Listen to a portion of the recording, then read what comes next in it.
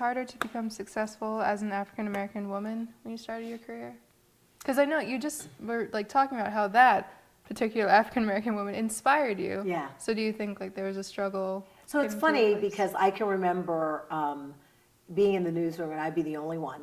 Mm-hmm. And I would be with this friend of mine, she was the White Weekend anchor, and she'd be like, "You're so lucky that you're African American." And I was like, "Really? How's that?" And she said, "Well, because, you know, you're going to get a job wherever you go." And I was like, I said, "Look around this newsroom here.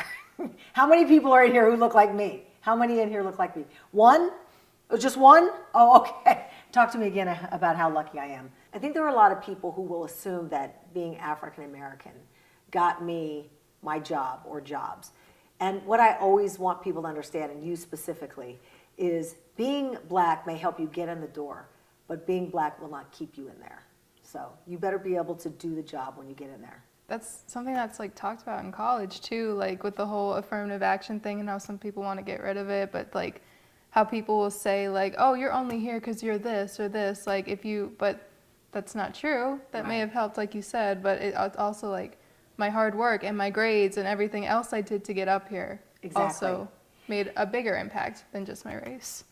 Affirmative action is a really touchy and, you know, it's like a flashpoint, but you can't, you don't make a playing field level in 40 years or 50 years. You know, you can't. So there's also a side of affirmative action that it doesn't work so well sometimes, but people have to start somewhere, and you have to start somewhere. So I feel like when people say things like that to you, your response is exactly correct. Look, that may have helped me get here, possibly, but also my grades and the fact that I'm smart and all of that stuff is what's going to keep me here. You got it.